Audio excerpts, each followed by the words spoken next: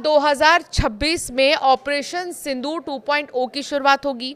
2026 जो है वो दोनों कंट्रीज के दरमियान कॉन्फ्लिक्ट का साल हो सकता है और दोनों कंट्रीज के दरमियान जंग होने के भी इम्कानात हैं। पूछा पाकिस्तान को अब ये भ्रम पालना बंद कर देना चाहिए कि हर बार की तरह वो आतंक फैलाकर बच निकलेगा, क्योंकि इस बार चेतावनी सिर्फ भारत की नहीं पूरी दुनिया की है।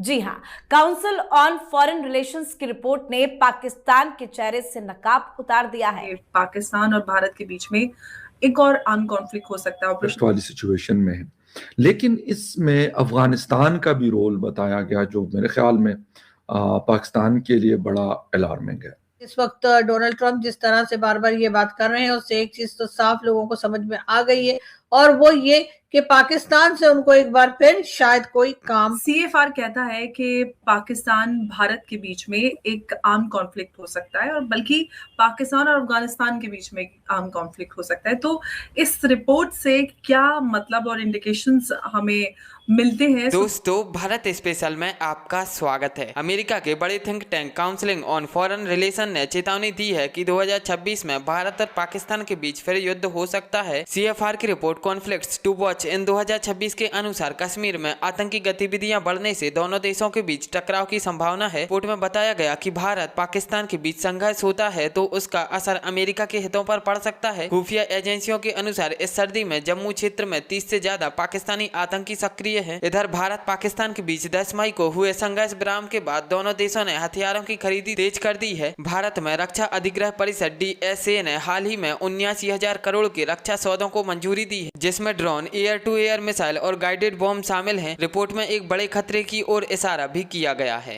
रिपोर्ट आई है कि 2026 जो है वो दोनों कंट्रीज के दरमियान कॉन्फ्लिक्ट का साल हो सकता है और दोनों कंट्रीज के दरमियान जंग होने के भी इम्कानात हैं।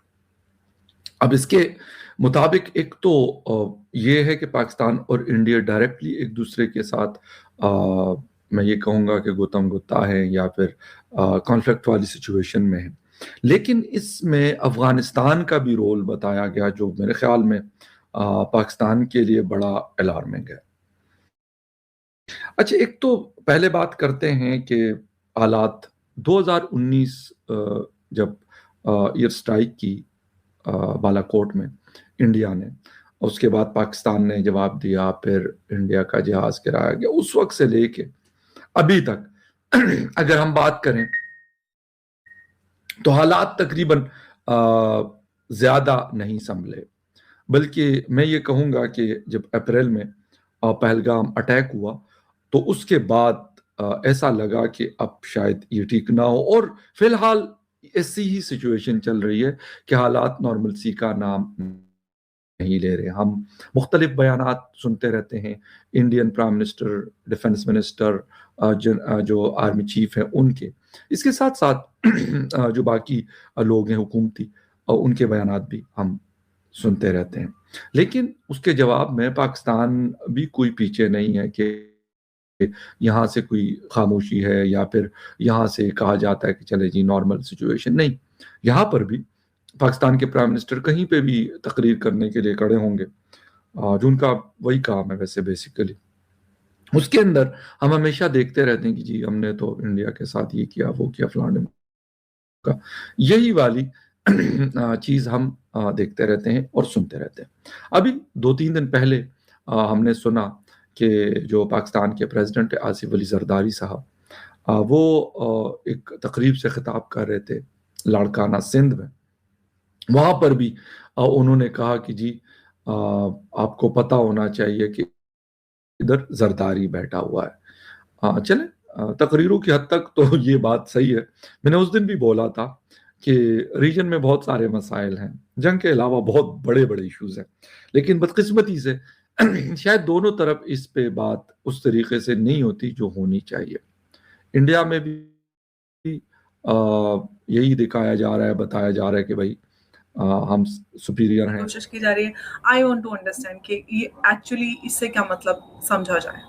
बहुत बढ़िया, बहुत अच्छा आपने मुद्दा उठाया हूँ और मैं सिर्फ आगे बढ़ने से पहले मोटा मोटा चीज़ों को व्यूअर्स के साथ शेयर करना चाहता हूं। आज के दिन में हिंदुस्तान और यूएसए के बीच में जो ट्रेड डील है, जो अप्रैल 2025 को तकरीबन फाइनलाइज हो गया था, उसके बाद पता नहीं कितने बार रिवाइज हो गया है, रिविजिट हो गया है, अभी तक फाइनल सिग्नेचर या अप्रूवल नहीं हुआ है बाय यूएसए प्रेसिडेंट। और हिंदुस्तान के तरफ से ये हमने प्रपोजल दिया है कि जो टैरिफ 50% है, एक रेसिप्रोकल टैरिफ 25% और एक प्यूनिटिव टैरिफ जो है penalty 25% for buying oil from Russia, तो दोनों को मिला के ये ज़्यादा से ज़्यादा हिंदुस्तान के ऊपर 15% टैरिफ इम्पोज होना चाहिए। दूसरा, आप ये ध्यान में रखिएगा कि अभी तक चाहे हम कुछ भी कह लें, डाइवर्सिफिकेशन हुआ है, एक समय था जब रशिया से हम मिलिट्री हार्डवेयर करीब करीब 86% इंपोर्ट करते थे, वो कम होकर 76% हुआ, और अभी आज के दिन में ये 36% ऑलरेडी पहुंच चुका है। और ये बैलेंस जो है कहाँ किस तरफ जा रहे हैं? फ्रांस की तरफ 33-36%, यूएसए के साथ जीरो था, वो करीब करीब 13%, 9 to 13% हो गया है, इजराइल के साथ 13%। आप ये देखिए पिछले 20-25 साल में यूएसए से हिंदुस्तान ने करीब 25 बिलियन यूएस डॉलर का जो मिलिट्री हार्डवेयर है हिंदुस्तान ने खरीदा है। पिछले 20-25 क्या, मैं तो कहूंगा ये 2025 हो गया, आप पिछले 10-15 साल के अंदर, ठीक है ना, कोई जगह आपको 20 billion 15 billion, but actually 25 billion का खरीदा गया है। और ये जो खरीद रहे हैं नोइंग फुली वेल कि अमेरिका जैसे देश है, इसके ऊपर आप डिपेंड नहीं कर सकते, ठीक है नहीं। स्पेयर पार्ट हो गया आपका, देखिए ना एरोस्पेस इंजन, तो G404 एंड 414, उन्होंने कमिटमेंट देने के बावजूद जो 80% टेक्नोलॉजी ट्रांसफर होना चाहिए अभी तक ट्रांसफर नहीं हुई है, ठीक है नहीं।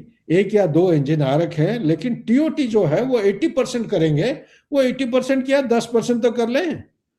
सो ये हो गया दूसरा। ये जो मिलिट्री हार्डवेयर एक इंपॉर्टेंट चीज। तीसरा है ट्रेड डील को कामयाबी करने के लिए, मतलब कोई भी देश अपना नेशनल इंटरेस्ट को की हित के लिए हर एक डील या एग्रीमेंट करता है।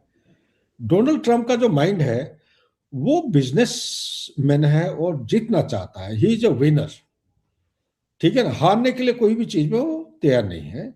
तो ये जो ट्रेड डील है इसमें किसी भी तरह साम दाम दंड भेद करके, चाहे डिले हो जाए कोई बात नहीं, वो इंडियन एग्रीकल्चर और जो हमारा सेंसिटिव सेक्टर्स है उसमें वो घुसना चाहता है। सेंसिटिव सेक्टर्स क्या क्या है? आपका एग्रीकल्चर हो गया, ठीक है ना, वो जो जीएम सीड्स वाला जो होता है ना, बैंगन, कॉटन सीड्स और इसी तरह 3-4 और सीड्स हैं, उसको वो दबाव डाल के किसी भी तरह हिंदुस्तान के अंदर घुसाना चाहता है। हिंदुस्तान से चाहता है कि हम सोयाबीन और कॉर्न, जो चाइना ने इनकार कर दिया था, उनका जो अमेरिका का जो सेंट्रल कॉरिडोर